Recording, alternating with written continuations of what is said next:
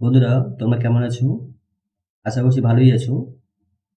আজকে আমি তোমাদের জন্য একটা নতুন ভিডিও এনেছি। এই ভিডিওতে আমি পেজ নাম্বার 405 এর রামপুরহাট হাই স্কুলের কোয়েশ্চেন 5 আর কোয়েশ্চেন 6 এর সমাধান আলোচনা করব। এটা হচ্ছে পার্ট 3 ভিডিও। এর আগের দুখানা ভিডিও মানে পার্ট 1 ভিডিও আর পার্ট 2 ভিডিওতে আমি কোয়েশ্চেন 1 থেকে কোয়েশ্চেন 4 অবধি সমাধান আলোচনা করেছি। যারা সেই ভিডিওগুলো দেখোনি অবশ্যই এই ভিডিও ডেসক্রিপশন বক্সে চলে যাও, সেখানে আমি প্রতিটা ভিডিওর লিঙ্ক দিয়ে দিয়েছি। তোমরা তোমাদের প্রয়োজন মতো ভিডিওগুলো যখন খুশি দেখে নিতে পারো। আর আরেকটা কথা, যেহেতু আমি অঙ্ক তোমাদের বোঝাচ্ছি, তাই অবশ্যই যখনই আমি অঙ্ক বোঝাবো এবং তোমরা যখনই ভিডিওগুলো পেয়ে যাবে, সেই ভিডিওগুলো শুধুমাত্র দেখবে না, ঠিক আছে, বা শুনবে না, সাথে সাথে খাতা আর পেন নিয়ে কিন্তু অবশ্যই বসবে। অঙ্ক কিন্তু প্র্যাকটিসের ব্যাপার।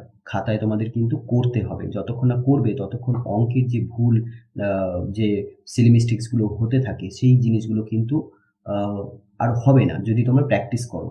তো শুধুমাত্র শুনবে না বা শুধু দেখবে না, অঙ্ক কিন্তু সেই জিনিস না, শুধু দেখা আর শোনার জিনিস না, সাথে সাথে প্র্যাকটিসও করতে হবে।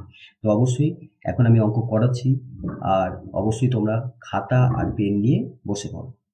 তো চলো শুরু করা যাক। আজকের প্রথম প্রশ্ন 5 দাগের 1। আরেকটা কথা, যারা আমার এই চ্যানেলে প্রথম এসছো এবং যারা এখনো পর্যন্ত আমার চ্যানেলটা সাবস্ক্রাইব করোনি, অবশ্যই চ্যানেলটা সাবস্ক্রাইব করে নিয়ে পাশে যে বেল আইকন আছে সেটাতে ক্লিক করে অল অপশনটাতে ক্লিক করে দিও। তাতে কি হবে, তোমাদের যখনই ভিডিও আপলোড করবো তার নোটিফিকেশন তোমরা পেয়ে যাবে। আর ভিডিওটি দেখার পর যদি ভিডিওটি ভালো লেগে থাকে তাহলে ভিডিওটিতে অবশ্যই লাইক করো এবং বন্ধুদের সাথে ভিডিওটা শেয়ার করো। তো চলো শুরু করা যাক প্রথম প্রশ্ন 5 দাগের 1। প্রশ্নে বলা হচ্ছে কোনো মূলধন বার্ষিক শতকরা একই সরল সুদের হারে 3 বছরে 560 টাকা এবং 5 বছরে 600 টাকা হলে মূলধনের পরিমাণ এবং বার্ষিক শতকরা সুদের হার নির্ণয় করো। দেখো বন্ধুরা, এটা হচ্ছে সরল সুদের অঙ্ক। তো তোমরা নিশ্চয়ই জানো তোমাদের সিলেবাসে সরল সুদ আর চক্রবৃদ্ধি সুদ এই দু ধরনের সুদের অঙ্ক আছে। সরল সুদ তোমরা চ্যাপ্টার 2 তে পাবে, আর চক্রবৃদ্ধি সুদ তোমরা চ্যাপ্টার 6.1 এ পাবে। এখন বন্ধুরা, এই সরল সুদ আর চক্রবৃদ্ধি সুদের মধ্যে একটা সবথেকে বড় পার্থক্য হচ্ছে, সরল সুদের ক্ষেত্রে আসল স্থির থাকে। আসল স্থির থাকে, ঠিক আছে, স্থির থাকে। কিন্তু চক্রবৃদ্ধি সুদের ক্ষেত্রে আসল কিন্তু পরিবর্তন হয়, অর্থাৎ আসল কিন্তু সবসময় সময়ের সাথে সাথে বাড়তে থাকে। তো এটাই হচ্ছে সব থেকে বড় পার্থক্য, এটা তোমরা মনে রাখবে। তো আসল যেহেতু সরল সুদে স্থির থাকে, তাহলে কি হবে, সময়ে বাড়ার সাথে সাথে সরল সুদের ক্ষেত্রে মানে সরল সুদের চ্যাপ্টারের ক্ষেত্রে আমরা বুঝবো যে সময় যদি বাড়ে তাহলে সুদের পরিমাণ বাড়বে। সময় যদি বাড়ে তাহলে সুদের পরিমাণটা বাড়বে। তাহলে এখানে যেমন দেখতে পাচ্ছি 3 বছরে সুদে আসলে 560 টাকা হচ্ছে, 5 বছরে সুদে আসলে 600 টাকা হচ্ছে। তাহলে সুদে আসলে মানে সুদ আসলের মধ্যে কি কি থাকে? সুদ আসলের মধ্যে থাকে সুদ আসল। তোমরা যেমনটা জানো, সুদ আসল মানে হয় সুদ প্লাস আসল। তাহলে যখন তোমাকে কোনো কিছু সুদ আসলের কথা বলা হচ্ছে, তার মধ্যে সুদের পরিমাণ এবং আসলের পরিমাণ দুটো দুটো মিলিয়ে যে টাকাটা হয় সেটা দেওয়া হয়। মানে সুদ আসলের অর্থ হচ্ছে সুদ এবং আসলের সমষ্টি। তাহলে এই 560 টাকার মধ্যে আসলও আছে, সুদও আছে। আবার এই 600 টাকার মধ্যে আসলও আছে, সুদও আছে। এবার এই দুটো ক্ষেত্রে আসল তো একই থাকছে, তাই না? আসল বা মূলধন যেটাকে আমরা বলে থাকি, আসল তো একই থাকছে। তাহলে এই 3 বছর থেকে যখন 5 বছর হচ্ছে, অর্থাৎ 2 বছর বেশি হচ্ছে, সেই 2 বছরের মধ্যে দেখা যাচ্ছে সুদ আসলের পরিমাণটা বেড়ে গেল। 560 টাকা 3 বছর শেষে সুদ আসল হলো, আর 5 বছরের শেষে সুদ আসল হলো 600 টাকা। তাহলে মাঝখানে যে 2 বছর বাড়লো, এই 2 বছরে তাহলে কি বেড়েছে? 2 বছরে তাহলে সুদ বেড়েছে, কারণ আসল তো বাড়ে না। যেমনটা আমি বললাম, সরল সুদের অঙ্কে আসলটা স্থির থাকে, তাহলে আসলটা বাড়লো না। তাহলে আসল যদি না বাড়ে তাহলে নিশ্চয়ই সময় বাড়ার সাথে সাথে সুদ বেড়েছে। তাহলে এই 600 টাকা থেকে যদি আমি 500 টাকাটা বা 560 টাকাটা বাদ দিই, তাহলে আমরা পাবো 40 টাকা। এই 40 টাকাটা কি? এই 40 টাকাটা হচ্ছে 2 বছরের সুদ। আমি নিশ্চয়ই বোঝাতে পারলাম তোমাদের? না বুঝতে পারলে অবশ্যই আমাকে কিন্তু কমেন্ট বক্সে কমেন্ট করে জানিও। তাহলে আমি এখানে লিখবো, দেখো আমি এখানে লিখবো যে 5 বছরের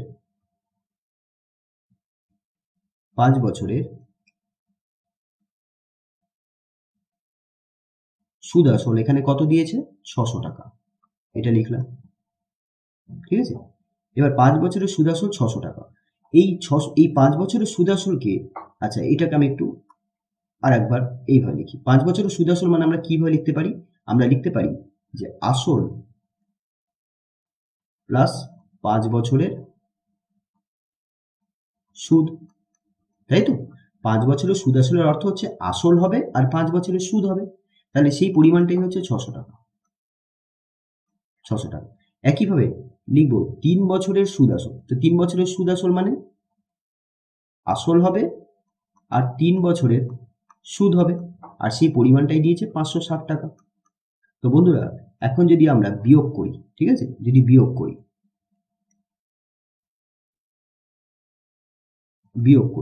তাহলে বিয়োগ করলে আমরা কি পাবো? তাহলে এখানে চিহ্নগুলো পরিবর্তন হবে, তাহলে এখানে আসল আর আসল কেটে গেল। এবার 5 বছরের সুদ বিয়োগ 5 বছরের সুদ বিয়োগ 3 বছরের সুদ, তার মানে ক বছরের সুদ বেরোবে? 2 বছরের সুদ বেরোবে। তাহলে 2 বছরের সুদ কত হলো? 2 বছরের সুদ হলো 40 টাকা। 600 থেকে 560 বাদ দিলে 40 আসবে। তাহলে যেমনটা আমি তোমাদের বলেছিলাম, মাঝখানে এই 2 বছরে কি বেড়েছে? সুদ বেড়েছে। এবং সুদ তাহলে কতটা বেড়েছে? 600 থেকে 560 বাদ দিয়ে দেবো, অর্থাৎ 40 টাকা। এইবার বন্ধুরা তোমাদের কি করতে হবে? তোমরা 2 বছরের সুদ পেয়ে গেছো। এইবার এই 2 বছরের সুদ থেকে তোমরা 3 বছরের সুদ বার করে নেবে। 3 বছর হতে পারে, 5 বছরের হতে পারে, এখানে যে সময়টা দিয়েছে সেই সময়টাকেই তোমরা ব্যবহার করবে, ঠিক আছে? হয় 3 বছরের সুদ বার করবে, না হয় 5 বছরের সুদ বার করবে। তো আমি এখানে 3 বছরের সুদ বার করছি। 2 বছরের সুদ যদি 40 টাকা হয়, তাহলে 1 বছরের সুদ কত হবে? কম হবে, তাহলে ভাগ করব, তাই তো? এবার যদি আমরা বলি 3 বছরের সুদ কত হবে, তাহলে বেশি হবে। এটা হচ্ছে 1 বছরের সুদ। তো এই 1 বছরের সুদ যদি 40/2 টাকা হয়, মানে 20 টাকা যদি হয়, তাহলে 3 বছরের সুদ বেশি হবে, অর্থাৎ এই পরিমাণটাকে আমি 3 দিয়ে গুণ করব। এবার এখানে কেটে গেল 20, তাহলে 20 × 3 অর্থাৎ 60 টাকা। তাহলে আমরা পেলাম 3 বছরের সুদ হচ্ছে 60 টাকা। এবার বন্ধুরা দেখো, 3 বছরের সুদ আসল কত টাকা? 3 বছরের সুদ আসল 560 টাকা, দেখো এখানে দিয়েছে। তো 560 টাকার মধ্যে 3 বছরের সুদ আছে, 3 বছরের সুদ আছে আর আসল আছে। এবার 3 বছরের সুদ তো আমি পেয়ে গেলাম। 3 বছরের সুদ কত টাকা? 60 টাকা। 3 বছরে 60 টাকা সুদ হয়, আর 3 বছরে 560 টাকা সুদ আসল হয়। তাহলে এই 560 টাকা থেকে 3 বছরের সুদটা যদি আমি বাদ দিয়ে দিই, তাহলে যেটা পাবো সেটাই তো মূলধন বা আসল। তাহলে আমরা পেয়ে গেলাম আসলের পরিমাণ 560 মাইনাস 60 টাকা, অর্থাৎ 500 টাকা। খুবই সহজ একটা অঙ্ক, তাই না? তাহলে এবার লিখবো, অতএব আসল বা মূলধনের পরিমাণ সমান সমান 3 বছরের সুদ আসল মাইনাস 3 বছরের সুদ। তোমরা যদি এই 2 বছরের সুদ 40 টাকাকে ব্যবহার করে যদি 5 বছরের সুদ যদি বার করে নিতে, তাহলে তখন তোমাকে মূলধন বার করার ক্ষেত্রে কি করতে হতো? 5 বছরের সুদ আসল থেকে 5 বছরের সুদ বাদ দিতে হতো, ঠিক আছে? আমি এখানে 3 বছরের জন্য বার করেছিলাম, তাই এখানে 3 বছরের সুদ আসল থেকে 3 বছরের সুদ বাদ দিলাম। তাহলে 3 বছরের সুদ আসল কত টাকা? 560 টাকা। আর 3 বছরের সুদ কত টাকা? 60 টাকা। তাহলে আমরা পেয়ে গেলাম আসলের পরিমাণ কত টাকা? 500 টাকা। 500 টাকা। তাহলে এইটা হলো আমাদের একটা উত্তর। এবার বন্ধুরা, আমরা এবার দ্বিতীয় অংশটা করব। এখানে বলেছে বার্ষিক শতকরা সুদের হার নির্ণয় করো। তো সেটাও বার করা খুব সহজ। আমরা সুদের হারের ক্ষেত্রে আমরা সূত্র জানি যে যদি যদি সুদের হার r% হয়, ঠিক আছে, তাহলে r ইকুয়ালস টু আমরা কি লিখব? 100 × I divided by P × T। এটা সরাসরি সূত্র, এটা তোমরা মনে রাখার চেষ্টা করো, ঠিক আছে? আচ্ছা, যেখানে P হচ্ছে আসল, আর আসলটা আমরা এক্ষুনি বার করলাম 500 টাকা।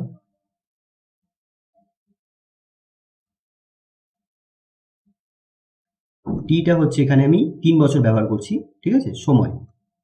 টিটা হচ্ছে সময়, যেটা আমি এখানে ব্যবহার করছি 3 বছর। এবার 3 বছরই কেন?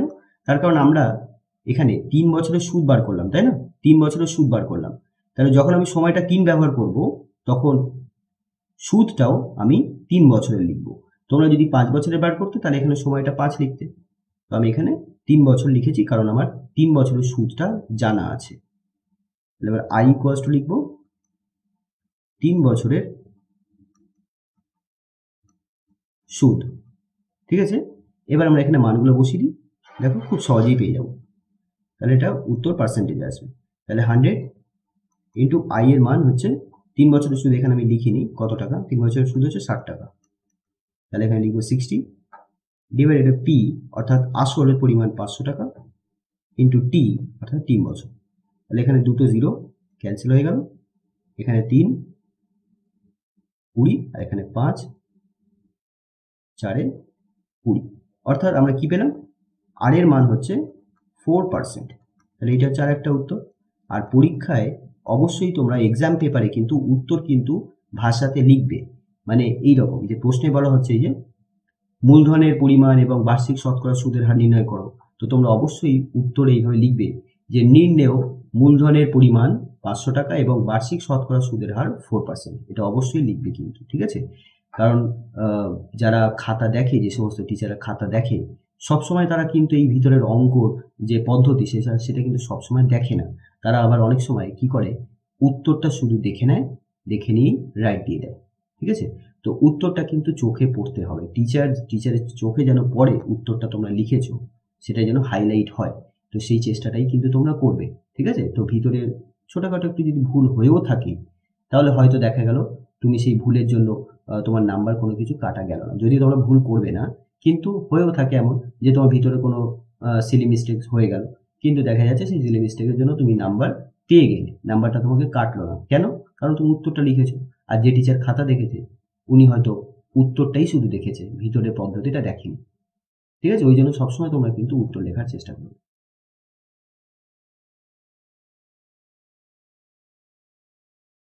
বন্ধুরা পরের অঙ্ক 5-2, অঙ্কটা খুবই সহজ একটা অঙ্ক। এই অঙ্কটা চক্রবৃদ্ধি সুদ থেকে দিয়েছে এবং চক্রবৃদ্ধি সুদের ক্ষেত্রে আমাদের এখানে সুদের হার বার করতে হবে। অঙ্কটা তোমরা পড়ে নিতে পারো। বলছে বার্ষিক চক্রবৃদ্ধি সুদের হার কত হলে, অর্থাৎ আর এর মান আমাদের এখানে বার করতে হবে, কত হলে 2 বছরে 10,000 টাকার সময় চক্রবৃদ্ধি, সময় চক্রবৃদ্ধির অর্থ হচ্ছে সুদ আসল, সুদ আসল। বন্ধুরা তোমরা এটা কিন্তু আলাদা করে মনে রাখবে যে সুদ আসলকে আমরা সময় চক্রবৃদ্ধিও বলে থাকি, আবার সবৃদ্ধি মূলও বলে থাকি। হ্যাঁ, সবৃদ্ধি মূল বলে থাকি।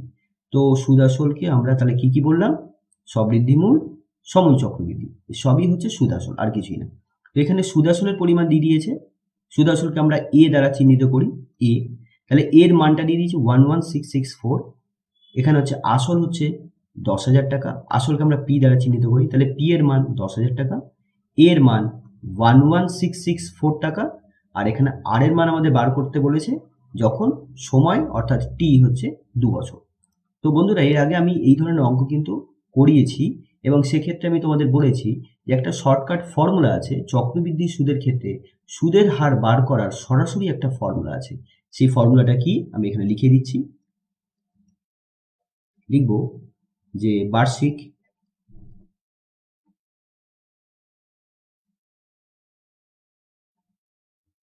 চক্রবৃদ্ধি সুদের হার আর ইকুয়ালস টু 100 ব্র্যাকেট টি, এটাকে বোঝাচ্ছে টি এথ বর্গমূল, হ্যাঁ মানে টি এথ মূল, টি এথ বর্গমূল বটা ভুল হলো, টি এথ মূল, ঠিক আছে, বা টি তম মূল, টি তম মূল, এ বাই পি আর বাইরে -1, আর এটা পার্সেন্টেজে আসবে। এবার যেখানে যেখানে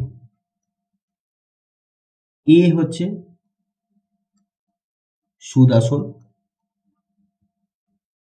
আর এখানে এই অঙ্কের ক্ষেত্রে সেটা দিয়ে দিয়েছে 11664 এত টাকা, পি হচ্ছে আসল, এই অঙ্কের ক্ষেত্রে সেটা দিয়ে দিয়েছে 10,000 টাকা, আর এই যে সুদ আসলটা আছে না এটা হচ্ছে তোমার 2 বছরের। হ্যাঁ, এখানে আমরা টি বছর, এখানে সূত্রতে টি ব্যবহার করেছি, সুতরাং এই যে সুদ আসলটা হচ্ছে এটা হচ্ছে টি বছরের সুদ আসল, এটা লিখে দেওয়াটা সব থেকে ভালো হবে। টি বছরের সুদ আসল হচ্ছে 11664 টাকা। তো এখানে টি মানে হচ্ছে 2 বছর, টি হচ্ছে এখানে 2 বছর, মানে সময় ইকুয়ালস টু 2 বছর। এবার বন্ধুরা এইটার মানে তোমাদের একটু কিন্তু বুঝতে হবে, তোমরা যারা এর আগের ভিডিওগুলো আমার দেখেছো তারা অবশ্যই এটা জানো, আমি এটাকে বুঝিয়েছিলাম আগে, আর যারা দেখোনি তাদের ক্ষেত্রে আমি বলে দিচ্ছি, যখন টি এর মান যখন 2 হবে তখন আমি এটাকে এইভাবে লিখবো তাই তো? এই জায়গাটা আমরা এইভাবে লিখব। এটার অর্থ হচ্ছে বর্গমূল। এটার অর্থ কি? a/p এর বর্গমূল। ঠিক আছে? যখন এখানে 2 থাকবে তার মানে বোঝাবে ভিতরে যে সংখ্যাটা আছে সেই সংখ্যাটার বর্গমূল। এখানে যখন 3 থাকবে তখন বোঝাবে a/p এর ঘনমূল। এবার তোমাদের পরীক্ষায় কিন্তু এখানে t এর মান হয় 2 থাকবে, না হয় 3 থাকবে। সুতরাং এই সংখ্যাটার হয় তোমাকে বর্গমূল করতে হবে, না হয় ঘনমূল করতে হবে। খুব সহজ ব্যাপার। তো এই অঙ্কের ক্ষেত্রে আমাদের বর্গমূল করতে হবে। তো মানগুলো আমরা এখানে বসিয়ে দিই। 100, t হচ্ছে এখানে 2। আর বন্ধুরা আমরা 2 এখানে যখন থাকবে তখন এই 2টাকে নাও লিখতে পারি, কারণ বর্গমূলকে এইভাবে লিখি। দেখো এইভাবে লিখি, ধরো 4, আবার এটাকে শুধু আমরা এইভাবে লিখতে পারি। যখন বর্গমূল হবে তখন কিন্তু এই বর্গমূলের এই জায়গাটা সংখ্যাটা আমরা নাও লিখতে পারি। লেখা আর না লেখা একই ব্যাপার। কিন্তু যদি 3 হয় তাহলে অবশ্যই সেটা কিন্তু লিখতে হবে। 3টাকে কিন্তু অবশ্যই লিখতে হবে, কিন্তু 2 থাকলে এই জায়গাটা নাও লিখতে পারি। এখানে কিছু নেই মানে বুঝে নিতে হবে এখানে 2 আছে। ঠিক আছে? ওই জন্য বললাম এখানে 2 যদি লেখা হয়, এখানে যদি সময়টা যদি 2 হয় তাহলে এখানে 2 লিখবো, কিন্তু 2 লেখা আর না লেখা একই ব্যাপার। জিনিসটা বর্গমূলকে বোঝায়। ঠিক আছে? এটা মনে রাখবে। আর 3 থাকলে কিন্তু অবশ্যই লিখবে। আচ্ছা, তাহলে এবার আমি এই জায়গাটা করি। তাহলে 2 হলো, এর মানটা এখানে বসিয়ে দিই 11664 ডিভাইডেড বাই পি এর মান 10000 মাইনাস 1 এখানে পার্সেন্টেজ। এবার বন্ধুরা আমাদের 11664 এর বর্গমূল বার করতে হবে আর 10,000 এর বর্গমূল বার করতে হবে। দেখো 10,000 এ কটা জিরো আছে? 4টে জিরো আছে। তার মানে বর্গমূল করলে 100 আসবে, কারণ 10,000কে আমরা কিভাবে লিখতে পারি? 100 গুণ 100, তাই না? তার মানে কি হলো? 10,000 এর বর্গমূল হবে কত? 100 হবে। কিন্তু 11664 এর বর্গমূল কত হবে? তো তোমরা যারা বর্গমূল বার করতে জানো না তাদের জন্য আমি, মানে ভাগ পদ্ধতিতে বর্গমূল করতে জানো না তাদের জন্য আমি উৎপাদক পদ্ধতিতে, মানে মৌলিক উৎপাদক বিশ্লেষণ পদ্ধতিতে বর্গমূলটা করিয়ে দেখিয়ে দিচ্ছি। সর্বপ্রথমে মৌলিক সংখ্যা দিয়ে এখানে উৎপাদক করবে। ঠিক আছে? তো 2 দিয়ে 5 দুগুণে 10, 8 দুগুণে 16, 3 দুগুণে 6, 2 দুগুণে 4, আবার 2 দিয়ে দেবে।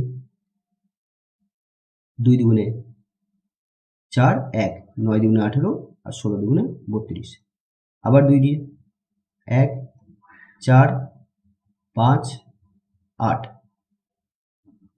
আবার 2 দিয়ে 7, 2, 9, 3 দিয়ে 3 দুগুণে 6, 1, 3 4 12, 3 3 9, 3 দিয়ে 81, 3 দিয়ে 27,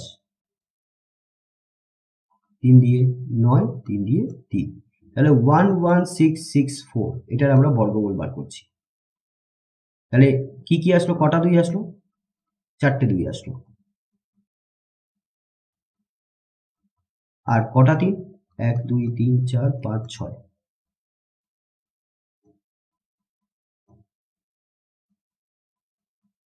এবার বন্ধুরা তোমরা নিশ্চয়ই এটা শিখেছো যে জোড়া জোড়া সংখ্যা থাকলে একটা করে বেরোবে, অর্থাৎ দুটো 2 বর্গমূল হবে একটা 2, দুটো 2 অর্থাৎ বর্গমূল হবে একটা 2, দুটো 3 বর্গমূল হবে একটা 3, এইরকম হবে। আবার দুটো 3 বর্গমূল হবে 3, আবার দুটো 3 বর্গমূল হবে 3। অর্থাৎ 11664 এর বর্গমূল হবে 2 দুগুণে 4, 4 3 12, 12 আর 3 36, আর 36 3 108। তাহলে আমরা কি পেলাম? 11664 এর বর্গমূল পেলাম 108। আর যেমনটা বললাম 10,000 এর মধ্যে 4টে জিরো আছে, তাই 4টে জিরোকে আমরা এইভাবে 100 গুণ 100 লিখতে পারি। আর দুটো 100 আছে মানে বর্গমূল কি হবে? 100 হবে। তাহলে হবে 10,000 এর বর্গমূল 100, আর এখানে -1 পার্সেন্টেজ। এবার এই 100 দিয়ে ভিতরের সংখ্যাগুলোকে গুণ করে দাও। তাহলে 100 ইন্টু 108/100 মাইনাস 100 ইন্টু 1, তাই না? 100 সাথে 1কে গুণ করব, এটার পার্সেন্টেজ। এবার এখানে 100 100 কেটে গেল, তাহলে 108 মাইনাস 100 এত পার্সেন্টেজ, অর্থাৎ কি পেলাম? 8% পেলাম। তাহলে আমরা চক্রবৃদ্ধি সুদের হার পেয়ে গেলাম 8%। তাহলে এটাই হচ্ছে উত্তর।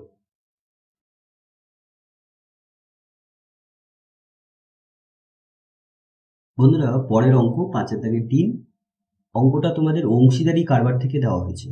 খুব ভালো একটা অঙ্ক। দেখো বলছে সাব্বা, দীপক ও পৃথা যথাক্রমে 6,000 টাকা, 8,000 টাকা ও 9,000 টাকা মূলধন নিয়ে একত্রে একটি ব্যবসা আরম্ভ করলো। কয়েক মাস পরে সাব্বা আরো 3,000 টাকা লগ্নি করলো। বছরের শেষে লগ্নি করা মানে আরো ব্যবসায় লাগানো, ঠিক আছে? লগ্নি করা মানে আবার ব্যবসাতে নিয়োগ করা। তো বছরের শেষে মোট 3,000 টাকা লাভ হলো এবং পৃথা 1,080 টাকার লভ্যাংশ পেল। সাব্বা 3,000 টাকা কখন লাগিয়েছিল সেটা আমাদের নির্ণয় করতে হবে। তো বন্ধুরা, এই ধরনের অঙ্ক কিন্তু আমি আগেও করেছি। যারা আমার ভিডিও রেগুলার ফলো করছো তারা অবশ্যই জানো যে এই ধরনের অঙ্ক আমি আগে করিয়েছি। তো আমি এই অঙ্কটা তোমাদের করাচ্ছি, আর সাথে সাথে ব্যাপারটা তোমাদের বুঝে নিতে হবে যে এখানে ঘটনাটা কি হচ্ছে। দেখো বন্ধুরা, অংশীদারি কারবারের ক্ষেত্রে কিছু নিয়ম আছে। অংশীদারি কারবার যখন আমরা অঙ্ক করি তখন বছরের শেষে যে লাভটা হয় সেই লাভের টাকাটা থেকে যারা ব্যবসাদার আছে তারা তাদের ভাগটা বুঝে নেয়, মানে সেই লাভের টাকা থেকে তারা টাকাটা তুলে নেয়।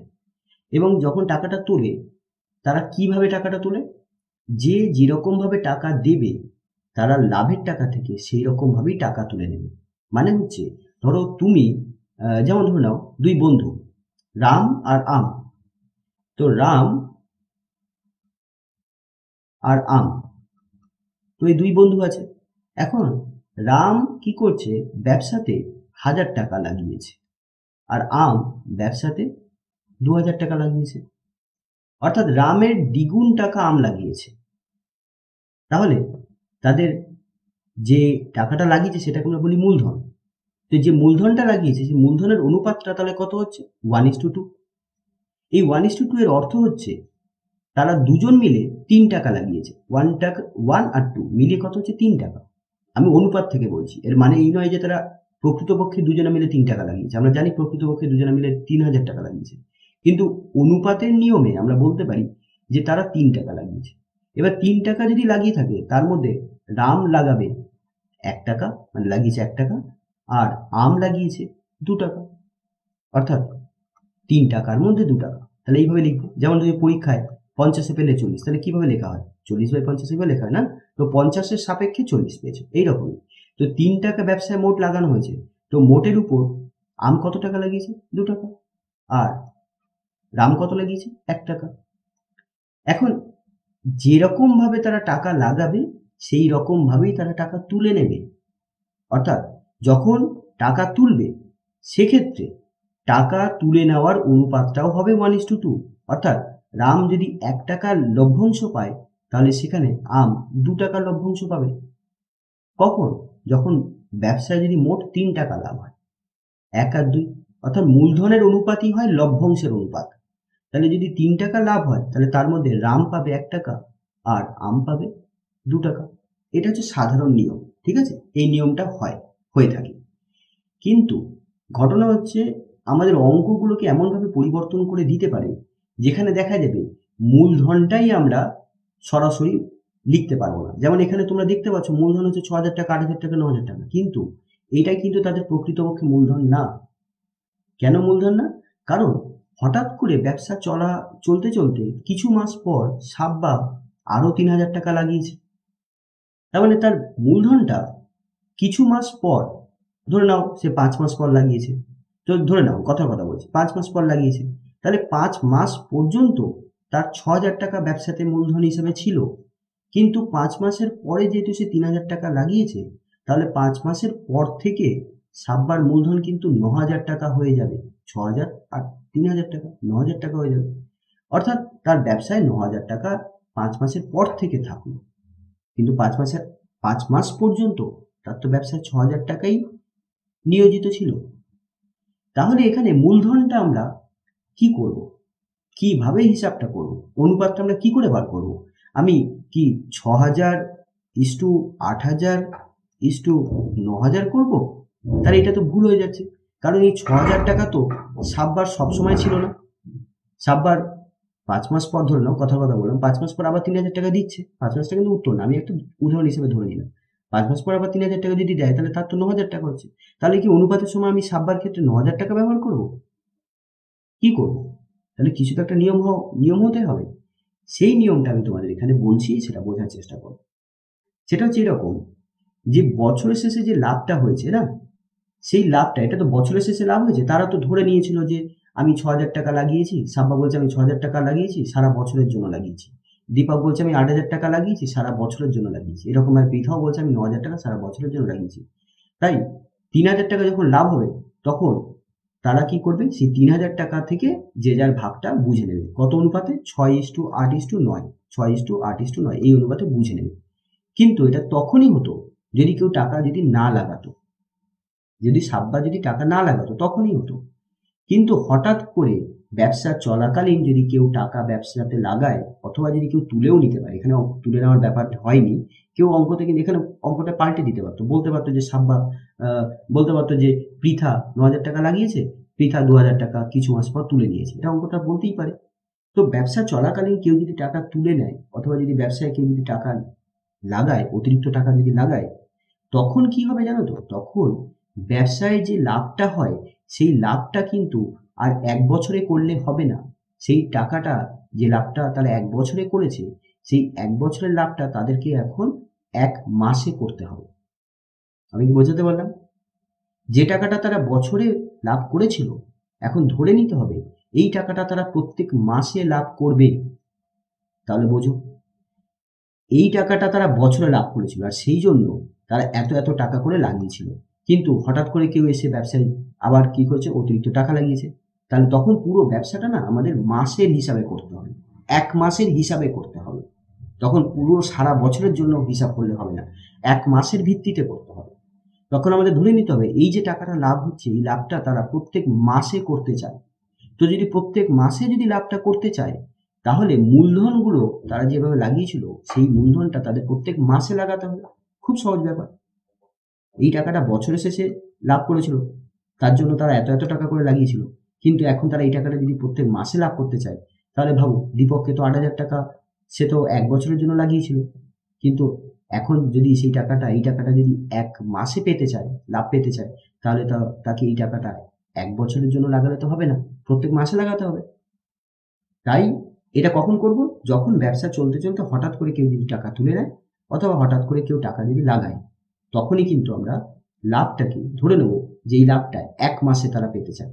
আর 1 মাসে পেতে চাইলে তাহলে প্রত্যেককে তাদের লগ্নিটা, মানে যে টাকাটা তারা লাগিয়েছে মূলধন, সেই টাকাটা তাদের প্রত্যেক মাসে লাগাতে হবে। ঠিক আছে? এবার আমি অঙ্কটা তোমাদের একটু ছবির মাধ্যমে বোঝানোর চেষ্টা করি। দেখো, খুব সহজ একটা অঙ্ক।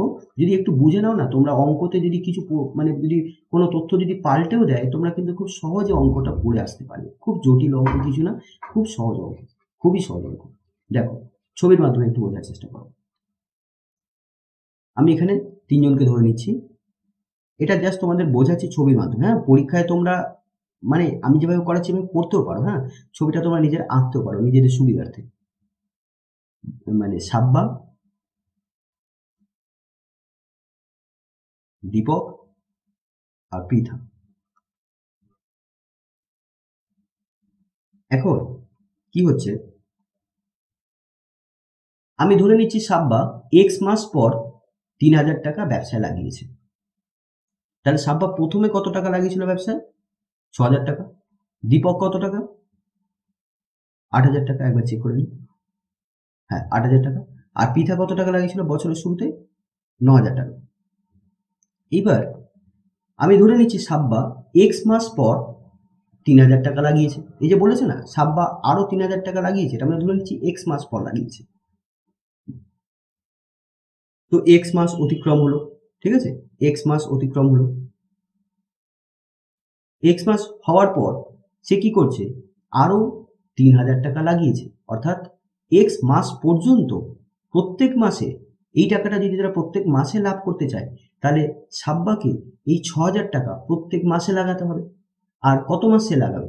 এক্স মাস পর্যন্ত লাগাবে, কারণ এক্স মাস পরে তো সে 3,000 টাকা লাগিয়েছে।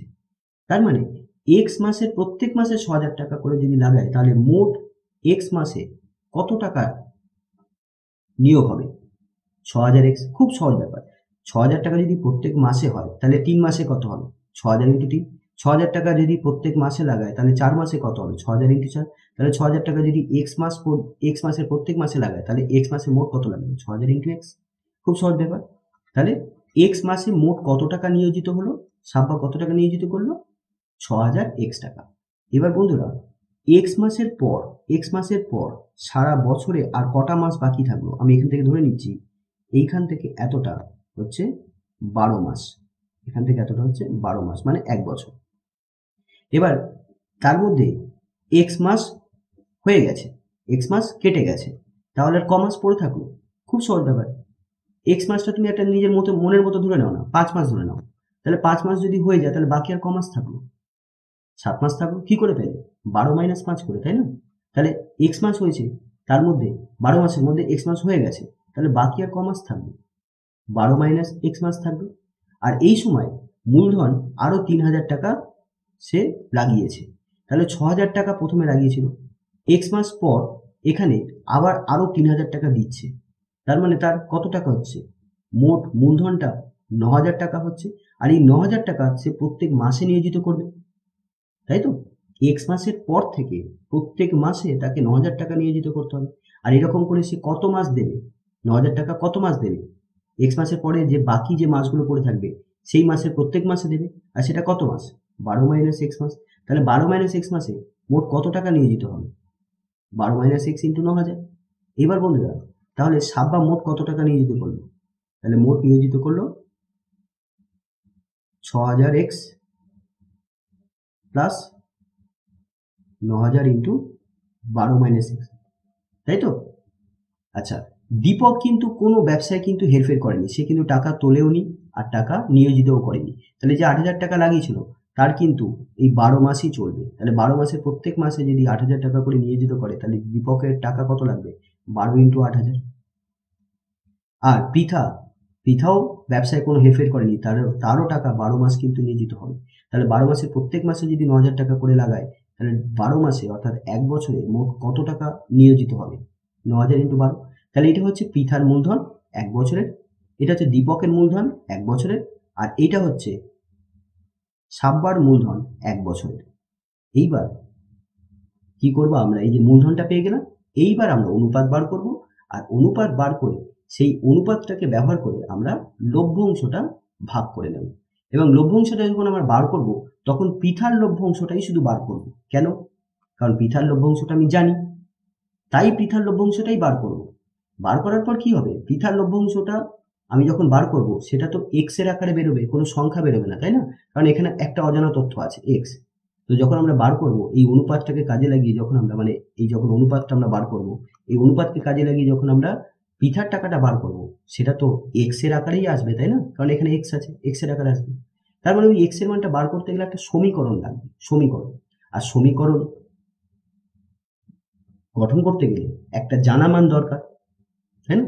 জানা মান দরকার, মানে এমন জিনিস জানতে হবে, মানে তোমার সমীকরণ গঠন করতে এমন কিছু লাগবে যার মান তুমি জানো। তো এখানে পৃথার লভ্যাংশটা তুমি জানো, তাই পৃথার টাকাটাই বার করবে।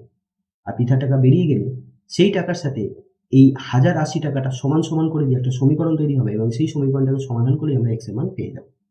তো খুব সহজ অঙ্ক, আমি এটাকে করি। আশা করছি তোমরা বুঝতে পেরেছো। এবার আমি এখানে যেভাবে ছবি আঁকলাম না, ঠিক সেইভাবে আমরা এখানে লিখবো, লিখে লিখে করবো। তাহলে লিখবো, প্রথমে ধরি সাব্বা x মাস পর ব্যবসায় আরো 3,000 টাকা লগ্নি করেছিল। এবার লিখবো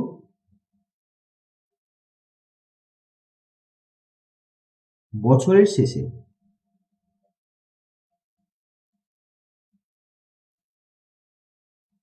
যে মোট লাভ হয়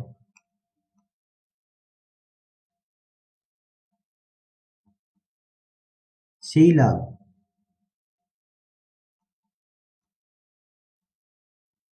প্রতি মাসে পেতে হলে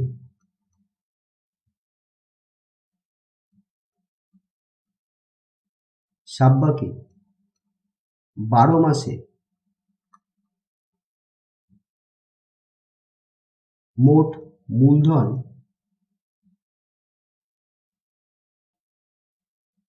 নিয়োগ করতে হবে।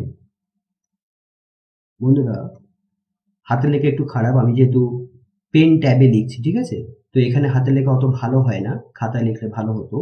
তো তোমরা একটু বোঝার চেষ্টা করবে, ঠিক আছে। হাতের লেখা একটু খারাপ হচ্ছে, তার জন্য আমি খুব দুঃখিত।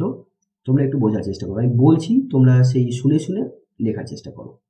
তো মোট মূলধন নিয়োগ করতে হবে, এবং সেটা কিভাবে হবে আমরা বার করব, যেভাবে এখানে লিখেছি 6000 into x plus 9000 into 12 minus x. এবার 9000টা কি করে আসলো? 9000টা আসলো 6000 প্লাস 3000 করে, এটাও দেখিয়ে দেবে। হ্যাঁ, আমি এখানে দেখিয়ে দিচ্ছি। প্রথমে 6000 টাকা কমাস চলবে, এক্স মাস চলবে, প্লাস 6000 টাকার সাথে 3000 টাকা আরও যুক্ত হয়ে যাচ্ছে, আর এই টাকাটা কমাস চলবে, 12 মাইনাস এক্স মাস চলবে। তাহলে মোট মূলধন কত হলো? মাঝখানে আমি যোগ করে দেবো। এইটা হচ্ছে মোট মূলধন, এত টাকা। এবার বন্ধুরা, এখানে আমাদের একটু ক্যালকুলেশন করতে হবে, এবং এটা খুব বুঝে শুনে করতে হবে। হ্যাঁ, ক্যালকুলেশনটা খুব ইম্পর্টেন্ট। তাহলে 6000 আর 3000 যোগ করলে 9000 হয়, আর এখানে হচ্ছে 12 মাইনাস এক্স, এত টাকা। এবার দেখো তো, 6000 আর 9000 মধ্যে, মানে এই 9000টাকে আমি এখানে গুণ করে দিতে পারি, তো তোমরা সেটাকে গুণ করো, সব থেকে সেটাই ভালো হবে। 6000 এক্স, আর এখানে 9000-এর সাথে 12কে গুণ করছি, তো 9 12 108 হয়, 108, আর তারপরে 3টে জিরো, আবার 9000-এর সাথে এক্সকে গুণ করলে মাইনাস 9000 এক্স, এতটা। এবার এইটা, এই সংখ্যাটার আগে যোগ চিহ্ন আছে, তো এই সংখ্যাটাকে ওই জন্য আগে রাখছি। আর বন্ধুরা, 9000 এক্স আর 6000 এক্স, এটার মধ্যে এই সংখ্যাটা বড়, এই সংখ্যাটার আগে বিয়োগ চিহ্ন আছে বলে আমি বিয়োগ চিহ্নটা দেবো। আর এখানে 6000 এক্স এর আগে প্লাস আছে, 9000 এক্স এর আগে মাইনাস আছে, তার প্লাস মাইনাসে মাইনাস হবে। অর্থাৎ 9000টা এক্স থেকে 6000টা এক্স যদি বাদ দিই, তাহলে কি হবে? 3000টা এক্স হবে। আচ্ছা বন্ধুরা, এইবার আমরা কি করব, এই 3000টা আমরা এখানে কমন নেব। কেন কমন নেব? দেখো, 108,000, এটাকে যদি আমরা 3000 দিয়ে ভাগ করি, তাহলে কি হবে? দেখো, 3 3 9, 3 6 18, অর্থাৎ 108,000কে আমরা লিখতে পারি 36 ইন্টু 3000, তাই না? 3000কে 3000 দিয়ে যখন 108,000কে ভাগ করলাম, তখন 36 আসলো। এর অর্থ হলো 36কে 3000 দিয়ে গুণ করলে আমরা 108,000 পাবো। তো সুতরাং আমি যদি 3000 কমন নিই, কারণ এই সংখ্যাটার মধ্যে কি আছে? 36 গুণ 3000 আছে, তাহলে 3000টা যদি কমন নিই, তাহলে কত পড়ে থাকবে? 36 পড়ে থাকবে, আর এখানে একটা এক্স পড়ে থাকবে। আশা করছি তোমাদের বোঝাতে পেরেছি এই হিসাবটা। আচ্ছা, এটাই কিন্তু একটু জটিল অংশ ছিল, এটা যদি বুঝতে পারো তাহলে অঙ্কটা পুরোটাই সহজ হয়ে যাবে। এরপর আমরা বার করব দীপক, তাই তো? হ্যাঁ, দীপকের, তাহলে এবার লিখবো বছরের শেষে, এই একই ভাষা, হ্যাঁ, বছরের শেষে মোট যে লাভ হয়, সেই লাভ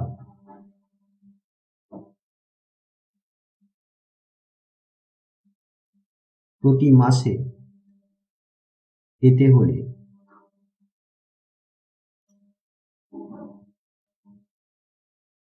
দীপককে 12 মাসে নিয়োজিত করতে হবে, মূলধন নিয়োজিত করতে হবে। হ্যাঁ,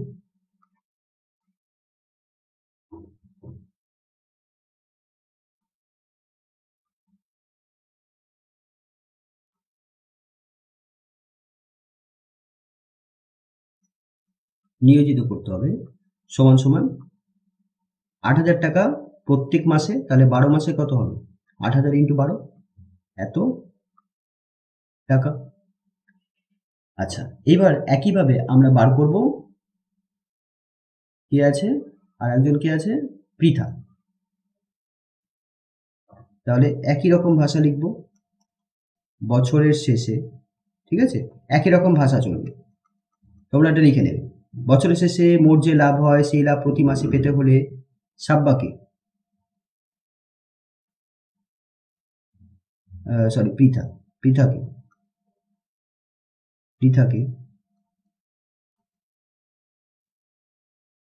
12 মাসে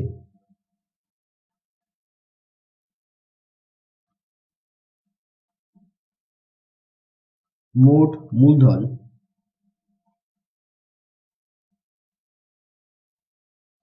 নিয়োজিত করতে হবে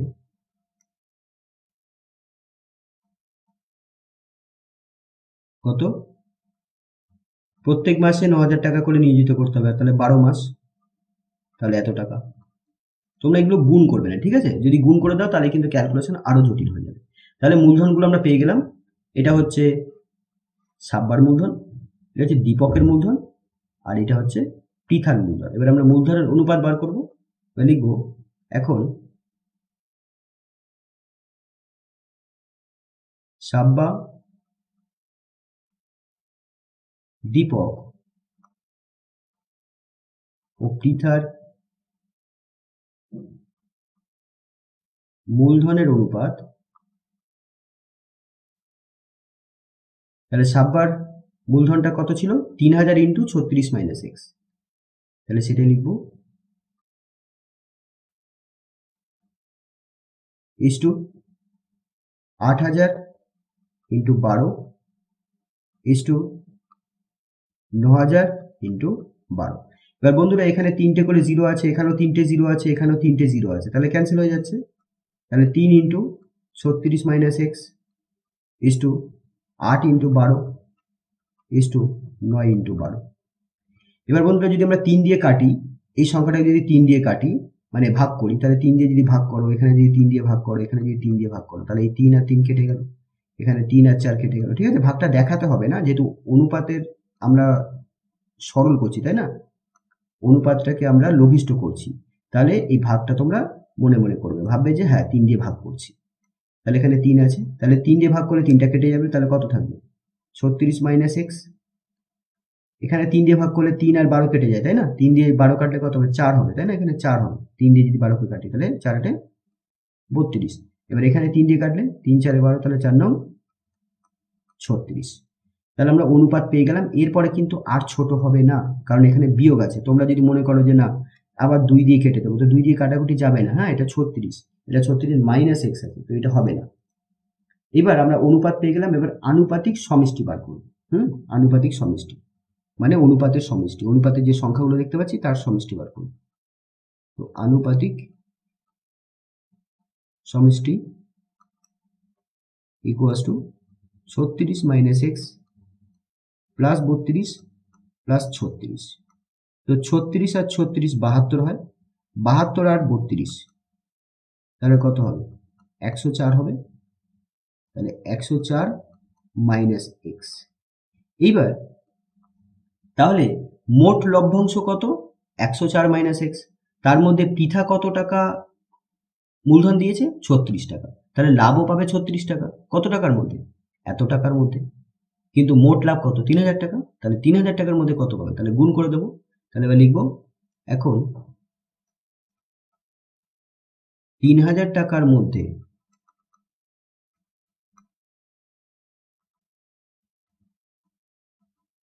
পৃথার লভ্যাংশ সমান সমান, তাহলে পৃথার ভাগটা 36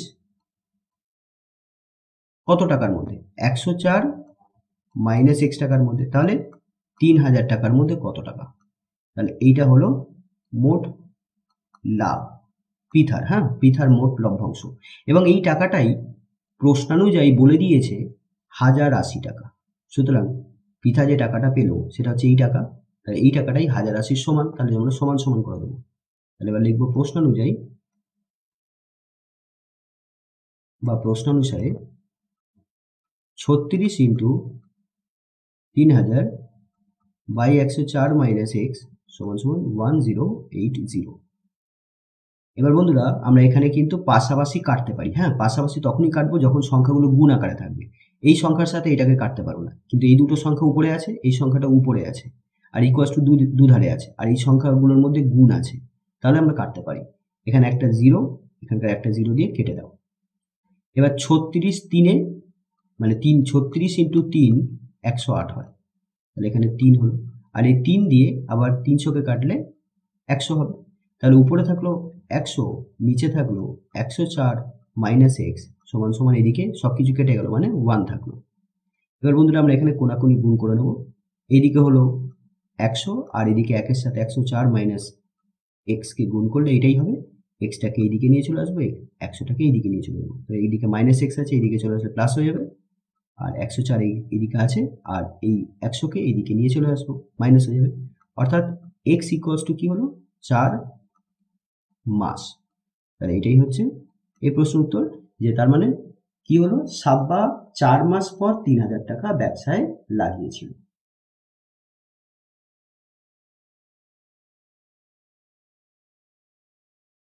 বন্ধুরা পরের অঙ্ক 6 দাগের 1, এখানে আমাদের একটি দ্বিঘাত সমীকরণ দিয়েছে। এই দ্বিঘাত সমীকরণটাকে আমাদের সমাধান করতে হবে, অর্থাৎ এক্স এর মান বার করতে হবে। সমীকরণটা হলো এরকম, a by x minus b plus b by x minus a equals to 2।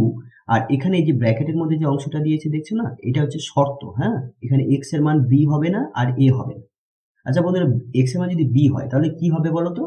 তাহলে এই যে সমীকরণটা আছে না, যদি হয় আর কি বলছি, এক্স এর মান বলছে বি আর এ হবে না, বিও হবে না এও হবে না, কিন্তু যদি হতো তাহলে এই সমীকরণের এটা বাঁ দিক আর এটা ডান দিক, এই দুটো তাহলে সমান হতো না। সমীকরণ মানে তো দুদিকে সমান হবে, কিন্তু এক্স এর মান যদি বি হয়ে যায় তাহলে কিন্তু সমান হবে না। কেন দেখো, এটা যে বাম পক্ষ, তো বাম পক্ষটাকে আমি একটু করে দেখাচ্ছি। হ্যাঁ, তোমাদের জাস্ট এটা আমি অঙ্কের জ্ঞান দিচ্ছি, আর কিছুই না, ঠিক আছে? অঙ্কের নলেজ থেকে আমি বলছি। এক্স এর মান যদি বি হয় তাহলে এখানে বসিয়ে দাও, b minus b plus b divided by b minus a. X এর জায়গায় বি বসালাম, বাম পক্ষ থেকে এটা পাচ্ছি। এবার বি থেকে বি বাদ দিলে কত হয়? 0 হয়, 0 হয়। আর বি থেকে বি এ বাদ দিচ্ছি। এবার দেখো, কোনো সংখ্যাকে যখন আমরা 0 দিয়ে ভাগ করি তাহলে তার মান হয় অসীম হয়। তাহলে এবার এইটা হচ্ছে অসীম, তাহলে অসীম সংখ্যার সাথে যখন কোনো সংখ্যাকে আমরা যোগ করব তাহলে তার মান পাবো আমি অসীম। ঠিক আছে, অসীম মানে অনেক বড় মান। হ্যাঁ, অনেক বড় সংখ্যা, কত বড় আমরা জানি না, কিন্তু অনেক বড় সংখ্যা। তো একটা অসীম সংখ্যার সাথে একটা সংখ্যাকে যোগ করলে আমরা যেটা পাবো সেটা অসীম সংখ্যাই পাবো, আরো বড় পাবো। একটা অসীম সংখ্যা মানে বড় সংখ্যা, তার সাথে আর একটা সংখ্যা যোগ করছি, তাহলে সংখ্যাটা আরো বড় হয়ে যাবে, অর্থাৎ সেটা অসীম পাবো। তাহলে বাদিক থেকে অসীম পেলাম আর ডান দিকে আছে 2, তাহলে কি দুদিকটা সমান হলো? হলো না তো। তার মানে এই সমীকরণটা বি এর জন্য সঠিক হবে না, বাম পক্ষ ডান পক্ষ সমান না, তার মানে সঠিক হচ্ছে না। কখন? এক্স এর মান বি হলে। একইভাবে এক্স এর মান যদি আমি এ বসাই তাহলেও কিন্তু সঠিক হবে না। কেন? তার কারণ এই জায়গায় যদি আমি এক্স এর জায়গায় এ বসাই তাহলে নিচে আমি কি পাচ্ছি? 0 পাচ্ছি না, এ মাইনাস এ 0 পাচ্ছি।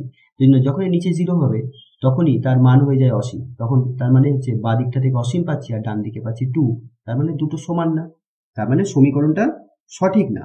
তাহলে এক্স এর মান এ হলে সমীকরণ সঠিক হবে না, এক্স এর মান বি হলে সমীকরণ সঠিক হবে না। আর এই কারণে এখানে শর্তটা দিয়ে দিয়েছে যে এক্স এর মান বি হবে না আর এ হবে না। তো যাই হোক, তোমাদের এই জিনিসটা অঙ্কতে অতটা কাজে লাগবে না, জাস্ট অঙ্কর প্রশ্নটা যাতে সঠিক হয় তার জন্যই এটা দেওয়া। কেউ হতেই পারে প্রশ্ন করতে পারে, প্রশ্ন তুলতে পারে যে অঙ্কের কোশ্চেনটাতে ভুল ছিল, করতেই তো পারে। তো ওই জন্য প্রশ্নে যাতে ভুল না থাকে ওই জন্য যারা প্রশ্ন বানায় সঠিক প্রশ্নটাই বানায়, তাই এখানে শর্তটা তারা দিয়ে দেয়। আচ্ছা, এ তো হলো শর্তের ব্যাপার। আর বন্ধুরা এই অঙ্কটা কিন্তু পরিবর্তন করে দিতে পারে, তো আমি সেই পরিবর্তন করে যে অঙ্কটা দিতে পারে সেই অঙ্কটা এখানে লিখে দিচ্ছি, আর এটা আমি তোমাদের হোমওয়ার্ক দিচ্ছি, তোমরা অবশ্যই করবে আর কমেন্ট বক্সে আমাকে কমেন্ট করে জানাবে তার উত্তর তোমরা কত পেয়েছো। তো অঙ্কটা হচ্ছে এরকম, যেটা তোমাদের হোমওয়ার্ক থাকবে, a by x minus a plus b by x, এখানে বি আছে, বি দেবো, একই রকম রাখছি। হ্যাঁ, একই রকম রাখছি বি, আর এখানে a equals to a plus b. এটা হচ্ছে তোমাদের হোমওয়ার্ক। এই অঙ্কটা তোমরা অবশ্যই করবে, করে এখানে এক্স এর মান কত হবে সেটা আমাকে কমেন্ট বক্সে কমেন্ট করে জানাবে। তো চলো এটা সমাধান আমরা শুরু করি। 6 দাগের 1, দেখো এই অঙ্কটাতে আমরা যে 2টা দেখতে পাচ্ছি না, এই 2টাকে আমরা 1 প্লাস 1 করে লিখবো। এই যেমন ভাবে এখানে এ প্লাস বি দিয়েছি, এইভাবে 2টাকে ভেঙে লিখবো 1 প্লাস 1। তো এই একটা 1কে আমি এর সাথে রাখবো আর এই একটা 1কে আমি এর সাথে রাখবো। আশা করছি বোঝাতে পেরেছি। এইবার দেখো, তাহলে আমরা সেটাকে করি। খুব সহজ অঙ্ক, কিন্তু খুব ভালো একটা অঙ্ক। হ্যাঁ, তাহলে আমরা সবার প্রথমে করবো কি, a by x minus b plus b by x minus a, আর এই 2টাকে আমরা 1 প্লাস 1 করে লিখব। এরপর বন্ধুরা আমরা এই দুটো ওয়ানকেই ডান দিক থেকে বাঁ দিকে নিয়ে চলে আসবো। একটা ওয়ানকে আমি এই সংখ্যাটার সাথে রাখবো, ওয়ানটা পাশে আসলে মাইনাস হয়ে যাবে, তাই না? আর একটা ওয়ানকে আমি এটার সাথে রাখবো। আর যদি এই দুটো সংখ্যা যদি এদিকে নিয়ে চলে আসি তাহলে এদিকে কিছুই থাকবে না, আর অঙ্কে কিছুই না থাকার মানে হলো জিরো থাকবে। কিছুই না থাকার অর্থ জিরো। এবার বন্ধুরা এগুলোকে আলাদা আলাদা করে আমরা লসাগু করব। এখানে লসাগু হচ্ছে এক্স মাইনাস বি, তাহলে উপরে যা আছে সেটাই বসে যাবে, আর মাইনাস এই ওয়ানের সাথে এই সংখ্যাটাকে গুণ হবে। ওয়ানের সাথে কোনো সংখ্যাকে গুণ করলে সেই সংখ্যাটাই হয়, অর্থাৎ ওয়ানের সাথে এক্স মাইনাস বি কে গুণ করলে এক্স মাইনাস বি হবে। আর বন্ধুরা অবশ্যই এটাকে ব্র্যাকেটে রাখবে, কারণ এখানে মাইনাস আছে, ঠিক আছে? মাইনাস থাকলে কি হয়, ব্র্যাকেটের ভিতরে সংখ্যাগুলোর চিহ্ন পাল্টে যায়। আমরা ওটা পরের স্টেপে করব, তাই অবশ্যই এটাকে ব্র্যাকেটে রাখবে। ব্র্যাকেট না রাখলে কিন্তু তোমাদের ভুল হয়ে যেতে পারে। তাহলে এখানেও একইভাবে লসাগু এক্স মাইনাস এ, তাহলে উপরে যা আছে সেটা বসে যাবে, মাইনাস একের সাথে এক্স মাইনাস এ গুণ হবে, অর্থাৎ এক্স মাইনাস এ থাকবে, আর এখানেও আমরা ব্র্যাকেট দেবো, ইকুয়ালস টু 0। তাহলে আমাদের এবার নেক্সট স্টেপ, তোমরা এগুলো অঙ্কগুলো কিন্তু বা দিয়ে করতে পারো, হ্যাঁ, এরকম ভাবে বা অথবা অর দিয়ে লিখে করতে পারো, অথবা এরকম ভাবে অ্যারো দিয়ে করতে পারো। অবশ্যই এইগুলো কিন্তু দেবে, যদি না দাও তাহলে কিন্তু অঙ্ক ভুল হয়ে যাবে। আচ্ছা, এখানে আমরা ব্র্যাকেটটা তুলবো। যখনই ব্র্যাকেটের থেকে সংখ্যাগুলোকে বাইরে বার করব, আর সেই ব্র্যাকেটের আগে যদি মাইনাস থাকে, তাহলে সংখ্যাগুলো যখন বেরোবে চিহ্নগুলো বিপরীত হয়ে যাবে। তাহলে এক্স এর আগে এখানে কি আছে, এই জায়গাটা কি আছে, প্লাস আছে, তাহলে এটা হয়ে যাবে মাইনাস এক্স, আর বি এর আগে মাইনাস আছে, এটা হয়ে যাবে plus b divided by x minus b. একইভাবে এখানে আমরা বি লিখব, মাইনাস এখানে এক্স হবে, আর এখানে হয়ে যাবে plus a divided by x minus a equals to 0। এবার বন্ধুরা যদি একটু ভালো করে লক্ষ্য করে দেখো, উপরের যে সংখ্যাটা দেখতে পাচ্ছি আর এখানকার উপরে যে সংখ্যাটা দেখতে পাচ্ছি এটা কিন্তু একই। দেখো এক্স এর আগে মাইনাস আছে, এখানে এক্স এর আগে মাইনাস আছে, এখানে এর আগে প্লাস আছে, বি এর আগে প্লাস আছে, এখানেও বি এর আগে প্লাস আছে, এর আগে প্লাস আছে। তো এই সংখ্যাটাকে একটু যদি সারিয়ে লিখি এইভাবে, এ প্লাস বি মাইনাস এক্স, এটা না লিখলেও হবে এই স্টেপটা, তাও তোমাদের বোঝানোর জন্য আমি এটাকে আর একটা স্টেপ এক্সট্রা লিখছি। এটাকে একটু সাজিয়ে লিখছি, প্লাসগুলোকে আগে রাখছি আর মাইনাসটাকে পরে রাখছি, ইকুয়ালস টু 0। এবার বন্ধুরা দেখো, যদি উপরে দুটো একই সংখ্যা থাকে তাহলে সেটাকে আমরা কমন নিতে পারি, তাই না? তাহলে যদি কমন নিয়ে নিই তাহলে আমাদের পড়ে থাকবে 1 by x minus b plus 1 by x minus a. আর বন্ধুরা দ্বিঘাত সমীকরণের আমাদের অঙ্কগুলো আসলে আমরা কি করতে চাই, দ্বিঘাত সমীকরণের অঙ্কগুলো তো সবসময় তোমাদের টার্গেট এমন হবে যে যেন দুটো সংখ্যার গুণফল শূন্য আসে, এইটাই তোমাদের টার্গেট হবে, ঠিক আছে? আমরা ইংরেজিতে বলে থাকি অ্যাপ্রোচ। তো তোমাদের এই ধরনের অঙ্ক করার অ্যাপ্রোচ এটাই হবে যে যাতে দুটো সংখ্যার গুণফল শূন্য চলে আসে। তো আমরা এখানে দেখতে পাচ্ছি এইটা একটা সংখ্যা আর এইটা আর একটা সংখ্যা, এবং এই দুটো সংখ্যার গুণফল শূন্য চলে এসছে, এটাই কিন্তু আমাদের অ্যাপ্রোচ। তো এইটা আমাদের আনতে হবে। এসে গেছে, এবার এসে যাওয়ার পর আমরা কি করব, যেহেতু দুটো সংখ্যার গুণফল শূন্য, তাহলে যে কোনো একটা সংখ্যা শূন্য হবে, হয় এই সংখ্যাটা শূন্য হবে, না হয় এই সংখ্যাটা শূন্য হবে, আর নাহলে দুটো সংখ্যাই শূন্য হবে, ঠিক আছে?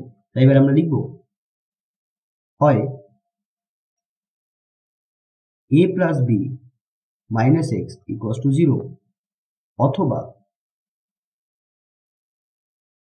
1 by x minus b plus 1 by x minus a equals to 0। এবার বন্ধুরা এখান থেকে আমরা এক্স এর মান বার করে নেব। দেখো এক্সটাকে ওপাশে নিয়ে চলে যাও, তাহলে কি আসলো, এক্স এর মান কি পেলাম, এ প্লাস বি, তাই না? এ প্লাস বি এর মান এক্স, আর এক্স এর মান এ প্লাস বি, দুটো তো একই ব্যাপার। তাহলে এক্স এর মান একটা পেলাম, এ প্লাস বি, যেহেতু দ্বিঘাত সমীকরণ তাহলে এখানে এক্স থেকে এক্স এর আমরা দুটো মান পাবো, এখান থেকে আর একটা মান পাবো। তো এখান থেকে আমরা কি করে বার করবো দেখো, এর জন্য আমি সবার প্রথমে এই এক্স মাইনাস বিটাকে ওইদিকে নিয়ে চলে যাবো, তোমরা এটাকেও নিয়ে যেতে পারো। তো যে কোনো একটাকে, একটা রাশিকে ওই পাশে নিয়ে চলে যাও,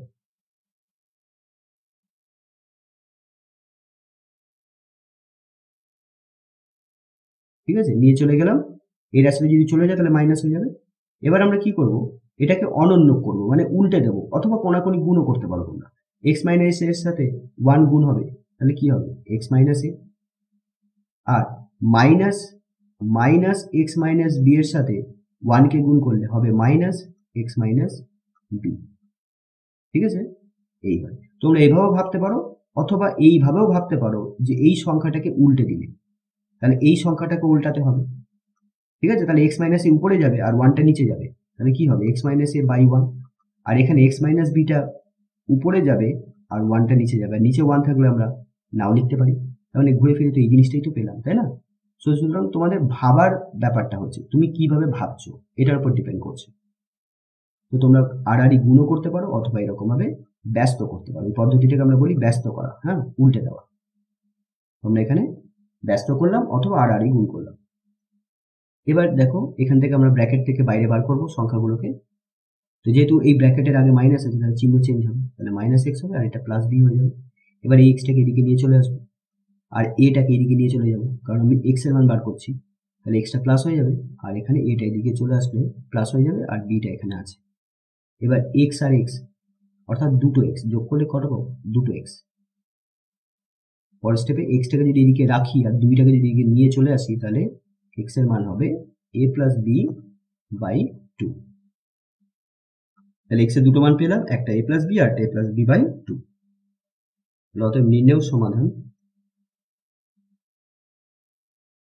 অবশ্যই উত্তর লিখতে হবে তোমাদের। নির্ণেয় সমাধান x equals to a plus b comma a plus b by two. তো এই দুটো হচ্ছে উত্তর।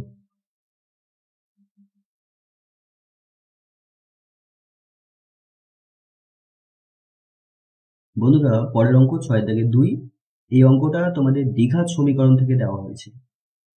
প্রশ্নে বলা হচ্ছে যদি একটি অখণ্ড ধনাত্মক সংখ্যার 5 গুণ তার বর্গের, এখানে কমা দিয়েছে, কমাটা ভালো করে এখানে মানে কমা যেখানে আছে এখানে হালকা করে তোমাদের দাঁড়াতে হবে পড়ার সময়।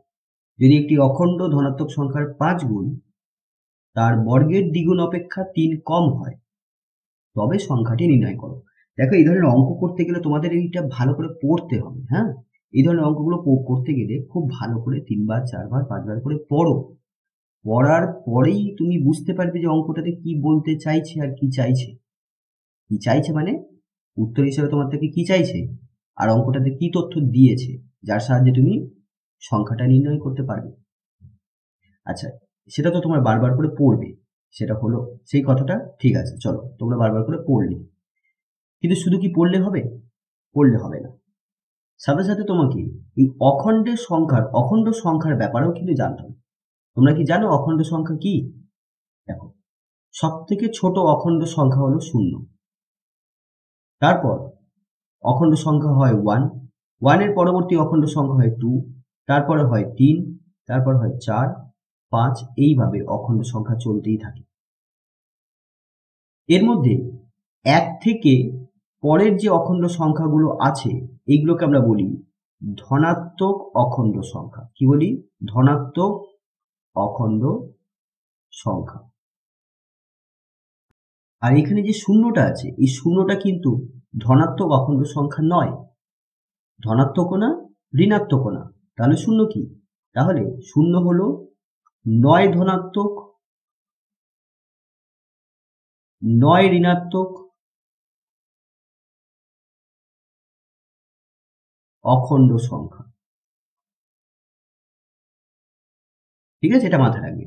দেখো সংখ্যা রেখায় মাঝখানে থাকে 0, আর এদিকে 1 2 3, আর এদিকে -1 -2 -3, এইভাবে।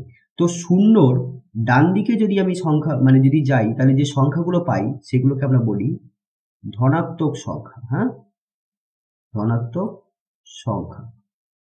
আর শূন্য যদি বাঁ দিকে যাই তাহলে আমরা বলবো ঋণাত্মক সংখ্যা, নেগেটিভ নাম্বার। তাহলে শূন্য কি? ধনাত্মক না ঋণাত্মক না। তো এখানে বলেছে অখণ্ড সংখ্যা হবে আবার ধনাত্মক হবে, তার মানে নিশ্চয়ই শূন্যর কথা বলছে না। তাহলে উত্তর হবে হয় 1 নয় 2 নাহলে 3 হতে পারে, 4 হতে পারে, 5 হতে পারে, এইরকম সংখ্যা হতে পারে, কিন্তু শূন্য হবে না। আর ঋণাত্মক তো হবেই না, ঠিক আছে, কারণ অখণ্ড সংখ্যার মধ্যে ঋণাত্মক সংখ্যা থাকেই না। আচ্ছা, তাহলে আমরা এখানে যেহেতু এটা দ্বিঘাত সমীকরণ তাহলে এক্স এর দুটো মান পাবো। ধরো না এক্স এর দুটো মান পেলাম এরকম, একটা মান পেলাম -5 আর একটা মান পেলাম ধরো 11। তাহলে -5কে আমরা নিতে পারবো না, কারণ -5 তো অখণ্ড সংখ্যা হচ্ছেই না, ঠিক আছে। আবার ধরো উত্তর হিসাবে এরকম কিছু আসলো, এক্স এর মান 2/3 আর একটা মান 12, তাহলে 2/3কে নিতে পারবো না, কারণ 2/3 তো একটা ভগ্নাংশ, এটা তো অখণ্ড সংখ্যা হচ্ছেই না। ঠিক আছে, আশা করছি বোঝাতে পারলাম। তাহলে দুটো উত্তর বেরোবে, কিন্তু দুটো উত্তরই যে উত্তর হবে সেটা কিন্তু নাও হতে পারে। তাহলে আমরা অঙ্কটাকে করি। এবার তাহলে আমরা এখানে সর্বপ্রথমে অখণ্ড ধনাত্মক সংখ্যাটাকে ধরে নিই, ঠিক আছে, যেটা আমাদের নির্ণয় করতে হবে। তো ধরি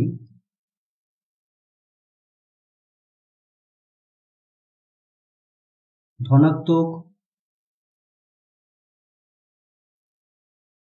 অখণ্ড সংখ্যাটি হলো x। এইবার কি বলছে, অঙ্কটাকে এইবার খুব ভালো করে পড়তে হবে। বলছে এবার অখণ্ড ধনাত্মক সংখ্যার 5 গুণ, অর্থাৎ x এর 5 গুণ। তাহলে কত হবে? x এর 5 গুণ কত হবে? 5x হবে, তাই না? x এর 5 গুণ মানে 5x হবে। এবার এখানে কমা দিয়েছে, কমা দেওয়ার মানে হলো এখানে তোমাকে একটু দাঁড়াতে হবে। বলছে ধনাত্মক সংখ্যাটার 5 গুণ, 5 গুণ কথাটা সম্পূর্ণ হয়নি।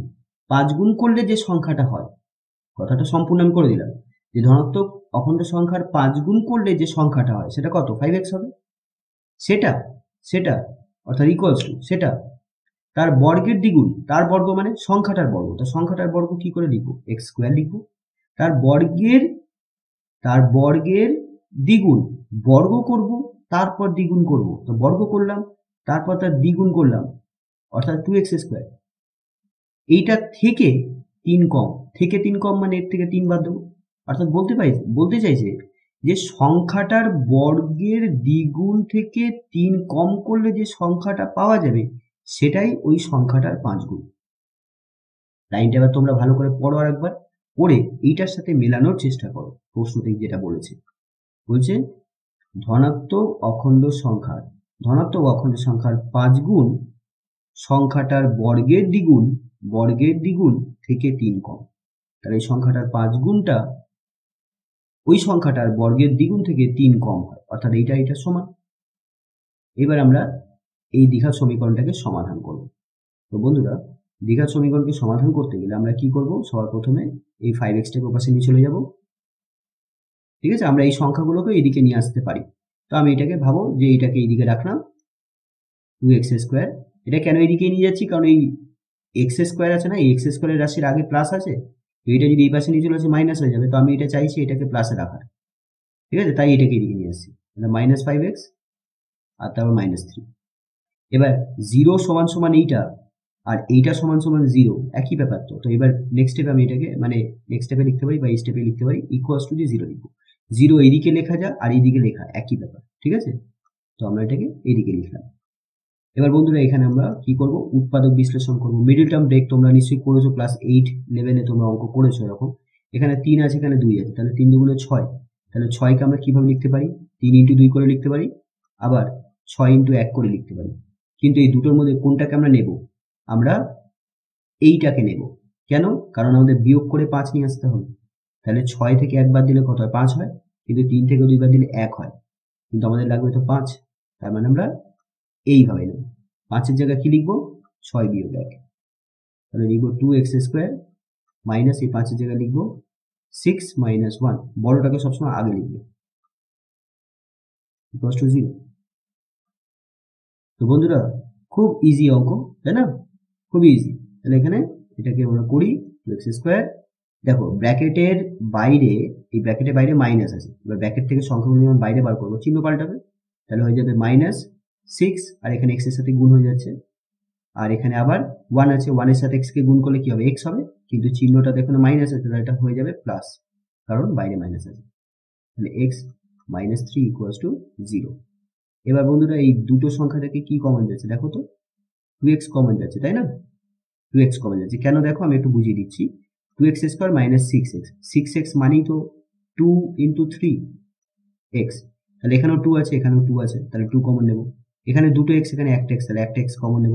তাহলে এখান থেকে কোন বন্ধুটা পড়ে থাকবে? x বন্ধু পড়ে থাকবে। আর এখান থেকে 2 নিয়ে নিয়েছি, x ও নিয়ে নিয়েছি, তাহলে এই 3 বন্ধুটা এখানে পড়ে থাকবে, তাই না? এবার 2x কমন নিলে কি পড়ে থাকবে? x - 3। আর এখান থেকে কিছু কমন যাচ্ছে না, তাই এটা যেমন আছে সেরকমই ব্র্যাকেটের মধ্যে লিখব। এবার বন্ধুরা দেখো আবার কি কমন যাচ্ছে? x - 3 এখানেও আছে, এখানেও আছে, তাহলে x - 3 কমন যাবে। তাহলে পড়ে থাকবে এখান থেকে 2x বন্ধুটাকে এখানে আমরা লিখবো, আর প্লাস এইটাকে নিয়ে নিয়েছি কমন, তাই 1 পড়ে থাকবে ইকুয়ালস টু 0। তাহলে আমরা দ্বিঘাত সমীকরণ যেহেতু সমাধান করছি, এবার দ্বিঘাত সমীকরণ তোমাদের আগের অঙ্কতেই বললাম, দ্বিঘাত সমীকরণের অ্যাপ্রোচটা কি হয়, যে সবসময় আমরা দুটো সংখ্যার গুণফল শূন্য নিয়ে আসি, তাই না? তো এখানে দুটো সংখ্যার গুণফল শূন্য চলে এসছে, এবারে আমরা লিখবো হয় x - 3 ইকুয়ালস টু 0 অথবা 2x + 1 ইকুয়ালস টু 0। তাহলে এখান থেকে আমরা x এর মান বার করি। বলো তো এখানে x এর মান কত হলে শূন্য হবে? 3 হলে, তাই না? এখানে x এর জায়গায় যদি 3 বসিয়ে দাও, তাহলে 3 আর 3 কেটে গেলে তবেই তো 0 আসে। তার মানে এখানে x এর মান কত পেলাম? 3 পেলাম। এইভাবে ভাবতে পারো, 3টাকে পাশে নিয়ে চলে আসলাম, তাহলে 3টা হয়ে গেল প্লাস, তার মানে x এর মান 3, একটা মান 3, আর একটা মান এখান থেকে পাবো। 1টাকে প্রথমে নিয়ে যাবো পাশে, তাহলে -1 হবে। তারপরে এবার 2টার পাশে নিয়ে আসবো, -1/2 হবে। এবার -1/2 আমরা নিতে পারবো না, কারণ প্রথম কথাটা ঋণাত্মক, কিন্তু আমাদের প্রশ্ন বলেছে ধনাত্মক, তাহলে এটা নেওয়া যাবে না। আর দ্বিতীয়ত হাফ কোনো অখণ্ড সংখ্যা হয়ই না, ঠিক আছে? এখানে যদি +1/2ও আসতো তাহলেও আমরা উত্তর নিতে পারতাম না, কারণ হাফ মানে 1/2 এটা কোনো অখণ্ড সংখ্যা নয়, এটা হচ্ছে ভগ্নাংশ, ঠিক আছে? এটা হচ্ছে মূলদ সংখ্যা। তো এটা হচ্ছে ভগ্নাংশ বা মূলদ সংখ্যা, কিন্তু এটা অখণ্ড সংখ্যা নয়, তাহলে আমরা এটাকে নিতে পারবো না। তাহলে লিখবো যেহেতু -1/2 অখণ্ড সংখ্যা নয়, অখণ্ড, এটাকে একটু পরিষ্কার করে লিখি,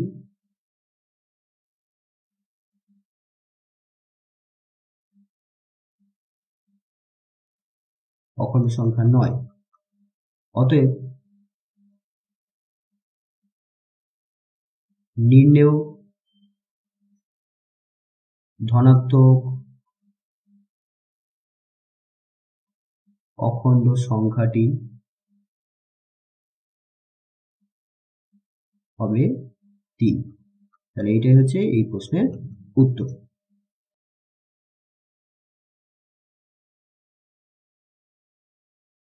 বন্ধুরা, পরের অঙ্ক 6-3, আমাদের এখানে একটি সমীকরণ দিয়েছে, দ্বিঘাত সমীকরণ। এই দ্বিঘাত সমীকরণটাকে আমাদের সমাধান করতে হবে, কিন্তু এই দ্বিঘাত সমীকরণটাকে সমাধান করার জন্য আমাদের শ্রীধর আচার্যের সূত্র প্রয়োগ করতে হবে, ঠিক আছে? এছাড়া অন্যভাবে করলে কিন্তু তোমরা মার্কস পাবে না, শ্রীধর আচার্যের সূত্রের সাহায্যেই করতে হবে। তো বন্ধুরা, শ্রীধর আচার্যের সূত্রটা আমি একটু ব্যাপারটা বুঝে নিই।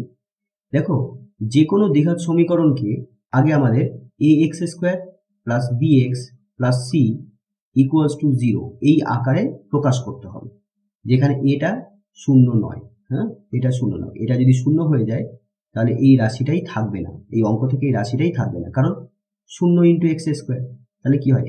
0 হয়। তাহলে এটা যদি বাদই চলে যায় তাহলে এই সমীকরণটা থাকছে, x² থাকছে না, তার মানে এটা দ্বিঘাত সমীকরণ হবে না। এর মান যদি শূন্য হয়ে যায় তাহলে দ্বিঘাত সমীকরণ হবে না, এই জন্য আমি এখানে ব্র্যাকেটে শর্তটা লিখে দিলাম যে এর মান শূন্য নয়। আচ্ছা, এ তো হলো ব্যাপার যে দ্বিঘাত সমীকরণ কি। তো দ্বিঘাত সমীকরণ, যে কোনো দ্বিঘাত সমীকরণকে সবার প্রথমে আমাকে এই আকারে লিখতে হবে। এখানে দেখো, এই সমীকরণটা কিন্তু এইভাবে দেওয়া নেই, এই আকারে দেওয়া নেই। এখানে আমরা কি দেখতে পাচ্ছি? 3টে পদ আছে, প্রথম পদ, দ্বিতীয় পদ, তৃতীয় পদ। তো এরকম 3টে পদও থাকতে পারে, 2টো পদও থাকতে পারে, একটা পদও থাকতে পারে, কিন্তু এই আকারে আমরা লিখবো, ঠিক আছে? এই আকারে আমরা প্রথমে প্রকাশ করব, আর প্রকাশ করার পরে আমরা সরাসরি শ্রীধরাচার্যের মাধ্যমে আমরা লিখব যে x এর মান 1,2 লিখতে পারি। 1,2 মানে x এর প্রথম মান আর দ্বিতীয় মান। তো x এর দুটো মান এরকম হবে, -b, তারপর plus minus b² - 4ac / 2a। এটা হচ্ছে শ্রীধর আচার্যের সূত্র, এটা তোমাদের মনে রাখতে হবে। -b প্লাস মাইনাস রুটের মধ্যে b² - 4ac/2a। বিটা কি, এটা কি, সিটা কি? দেখো, এ হচ্ছে x² এর সহগ, এটাকে আমরা বলি সহগ, হ্যাঁ, x² এর সহগ। সহগ মানে যে সাথে থাকে, x² এর সাথে কি আছে? a আছে, তাই a হলো x² এর সহগ। বি কি? বি কি? বি হচ্ছে x এর সহগ, হ্যাঁ। এখানে যদি মাইনাস যদি হতো তাহলে লিখতাম -b, x এর সহগ তখন হতো -b, এখানে প্লাস দিয়েছে বলে লেখার দরকার নেই। x এর সহগ তাহলে কি? b। আর সিটা কি? সিটা হচ্ছে x বর্জিত পদ, বর্জিত পদ। অর্থাৎ দেখো, সি এর পাশে কিন্তু কোনো x নেই, তাই আমি বলবো সি কে কি বলবো? x বর্জিত পদ। আচ্ছা, তাহলে আশা করছি তোমাদের এটা বোঝাতে পেরেছি। তাহলে যে কোনো দ্বিঘাত সমীকরণকে সবার প্রথমে এইভাবে সাজাবে, তারপর সেই সমীকরণে এক্স স্কোয়ার এক্স স্কোয়ার সহগ, এক্স এর সহগ আর এক্স বর্জিত পদ তিনটেকে আলাদা করে তোমাদের খুঁজে বার করে নিতে হবে। বার করে নিয়ে ব্যাস এই সমীকরণে মানে এই সূত্রটাতে বসিয়ে দেবে, এক্স এর মান পেয়ে যাবে। এখানে প্লাস মাইনাস ব্যবহার করেছি কেন? কারণ এক্স এর দুটো মান, এক্স এর একটা মানে আমি প্লাস ব্যবহার করব আর একটা মানে মাইনাস ব্যবহার করব। ঠিক আছে, তাহলে এবার এটাকে করি। তাহলে সবার প্রথমে আমাদের যেটা কাজ হচ্ছে এই সমীকরণটাকে লিখে এই সমীকরণটাকে আমাদের এই সাধারণ রূপে সাজাতে হবে। তাহলে সেটাকে আগে করি। তাহলে প্রথমে অঙ্কটাকে লিখে নেব।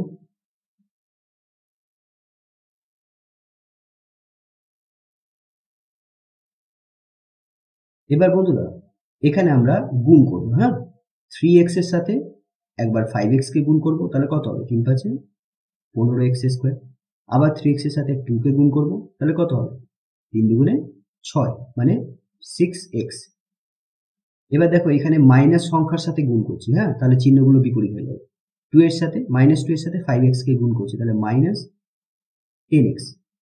আবার -2 এর সাথে +2 গুণ করছি, তাহলে +2 আছে, তাহলে এই প্লাসটা হয়ে যাবে মাইনাস, কারণ এখানে মাইনাসের সাথে গুণ করছি। হ্যাঁ, +2 মানে এখানে প্লাস আছে, কিন্তু যে সংখ্যার সাথে গুণ করছি সেই সংখ্যাটা ঋণাত্মক সংখ্যা না, -2। তাহলে মাইনাসের সাথে কোনো সংখ্যাকে যখন গুণ করবো তখন চিহ্ন কিন্তু বিপরীত হয়ে যাবে। তাহলে 2 দুগুণে কত হয়? 2 দুগুণে 4 হয়, কিন্তু এখানে চিহ্ন প্লাস আছে, এটা হয়ে যাবে মাইনাস। আর এখানে +1 আছে, ইকুয়ালস টু 0। দ্বিঘাত সমীকরণে সর্বাধিক 3টে রাশি থাকতে পারে। হ্যাঁ, 1 2 3টে, কিন্তু এখানে কটা রাশি আছে? 1 2 3 4 5টা। তার মানে এটা হয়নি এখনো পর্যন্ত, দ্বিঘাত সমীকরণের আকারে সাজানো হয়নি। তাহলে এখানে আমাদের ছোট করতে হবে। ছোট করা বলতে যোগ বিয়োগ করতে হবে।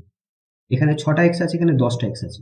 তাহলে 10টা এক্স যেহেতু বড়, তাহলে আগে বিয়োগ চিহ্ন আছে বলে বিয়োগ করব, মানে বিয়োগ লিখবো। আর এখানে প্লাসে মাইনাসে মাইনাস, অর্থাৎ বিয়োগ করব। 10টা এক্স থেকে 6টা এক্স বাদ দেবো, তাহলে হবে 4টে এক্স। আর এখানে -4 +1, তাহলে 4 আর 1 এর মধ্যে কোনটা বড়? 4 বড়, তার আগে মাইনাস চিহ্ন আছে বলে মাইনাস দেবো। এবার এই মাইনাস আর এখানকার প্লাস, মাইনাসে প্লাসে কি হয়? মাইনাস হয়, তাই 4 থেকে 1কে আমরা মাইনাস করবো, অর্থাৎ 3 হবে, ইকুয়ালস টু 0। এবার বন্ধুরা আমরা দ্বিঘাত সমীকরণ আকারে সাজিয়ে ফেলেছি। এই সমীকরণটাকে আমরা কি করব? 1 নম্বর সমীকরণ দিতে পারি, অথবা ভাষায় লিখতে পারি যে এই সমীকরণটিকে এই সমীকরণের সাথে তুলনা করে পাই। তোমরা যেরকম ভাবে এটাকে প্রেজেন্ট করতে পারো। ঠিক আছে, তো আমরা লিখছি সমীকরণটিকে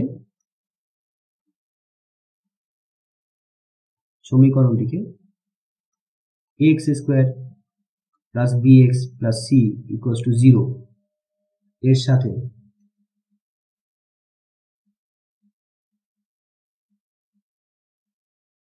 তুলনা করে পাই। তাহলে দেখো এখানে এক্স স্কোয়ারের সহগ a, আর এই সমীকরণে এক্স স্কোয়ারের সহগ 15। তাহলে আমরা বলতেই পারি a 15 সমান হলো, তাই তো? এক্স স্কোয়ারের সহগ a আর এখানে এক্স স্কোয়ারের সহগ 15, তার মানে a 15 সমান। এখানে এক্স এর সহগ b আর এই সমীকরণে এক্স এর সহগ -4। অবশ্যই মাইনাসটা নিতে হবে, ঠিক আছে? মাইনাস থাকলে অবশ্যই লিখবে -4। এখানে এক্স বর্জিত পদ হচ্ছে c, আর এখানে এক্স বর্জিত পদ হচ্ছে -3, তাহলে এখানে c এর জায়গায় লিখবো -3। ABC পেয়ে গেলাম। এবার এই সমীকরণটাতে বসিয়ে দেবো। এবার লিখবো এখন শ্রীধর আচার্যের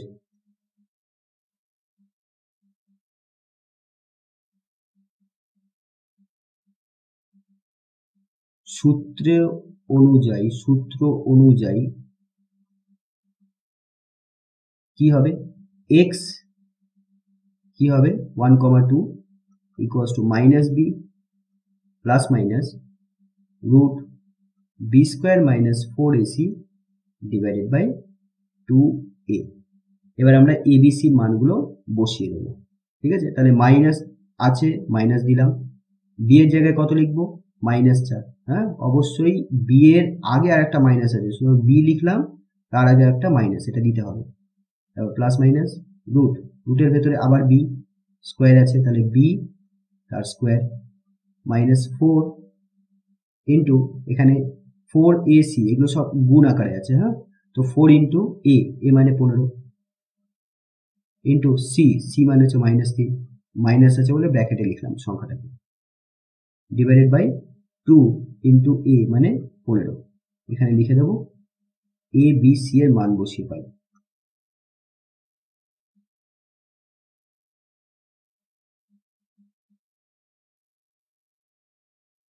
এবার বন্ধুরা এখানে আমাদের ক্যালকুলেশন করতে হবে। এই মাইনাস মাইনাসে প্লাস হয়ে গেল, -4 হোল স্কোয়ার, এটা তোমরা রাফে করে নেবে, -4 ইন্টু -4, তাই না? হোল স্কোয়ার মানে দুবার গুণ করতে হবে। এবার মাইনাসে প্লাস হয়, আর 4 16 প্লাস 60, তো প্লাস থাকলে লেখার দরকার নেই, যেহেতু প্রথম সংখ্যা লিখছি তাই প্লাস থাকলে লেখার দরকার নেই। আচ্ছা, এখানে এই মাইনাস আর এখানকার এই মাইনাসটা গুণ করতে হবে, মাইনাসে প্লাস। এবার সংখ্যাগুলোকে গুণ করো, 4 গুণ 15 গুণ 3, আমরা চিহ্ন গুণ করে নিচ্ছি, এবার জাস্ট সংখ্যাগুলোকে গুণ করতে হবে। 4 15 60, 60 ইন্টু 3, 3 60 কত হয়? 3 60 180 হয়, তাই তো? তাহলে 180 ডিভাইডেড বাই 15 দুগুণে 30। এবার বন্ধুরা 180 প্লাস 16 কত হবে? 196 হয়, 196 বাই 30। তো এবার 196 বর্গমূল কত হয়? 196 বর্গমূল হয় তোমাদের 14, ঠিক আছে? 14 হয়, এটা তোমাদের মনে রাখতে হবে। হ্যাঁ, না মনে রাখলে তোমাদের এরকম রাফে বার করে নিতে হবে। 2 দিয়ে 9 দুগুণে 18, 1 8 দুগুণে 16, আবার 2 দিয়ে 49, 7 দিয়ে এরকম। তাহলে 196 বর্গমূল হবে 2 গুণ 2 গুণ 7 গুণ 7, অর্থাৎ দুটো 2 বর্গমূল একটা 2, দুটো 7 বর্গমূল একটা 7, তাহলে কত হলো? 14। এইভাবে। এইবার আর কিছু এখানে করার নেই, এইবার আমাকে কি করতে হবে? আলাদা আলাদা করে দিতে হবে। আলাদা আলাদা মানে এই প্লাস মাইনাসকে আলাদা করতে হবে। তো x এর একটা মান হবে 4 প্লাস 14 বাই 30, আর একটা মান হবে 4 মাইনাস 14 বাই 30, একবার প্লাস নেব আর একবার মাইনাস নেব। আচ্ছা, 4 প্লাস 14 কত হবে? 14 4 18, 18 বাই 30, আর এখান থেকে 14 4 আর 14, 14টা বড় সংখ্যা বলে বিয়োগ চিহ্ন আছে বলে বিয়োগ দেবো, আর প্লাসে মাইনাসে মাইনাস হয় মানে বিয়োগ করবো। 14 থেকে 4 বাদ 10। এবার এখানে কেটে যায়, 6 দিয়ে কাটো, 6 দিয়ে কাটলে 318, 6 দিয়ে কাটলে 5 6 30, এখানে 0 0 কেটে গেল, অর্থাৎ x এর একটা মান পেলাম 3/5, x এর আর একটা মান পেলাম -1/3। তাহলে আমরা পেলাম নির্ণেয় সমাধান। অতএব নির্ণেয় সমাধান x ইকুয়ালস টু -1/3, 3/5। এটাই হচ্ছে এই প্রশ্নের উত্তর।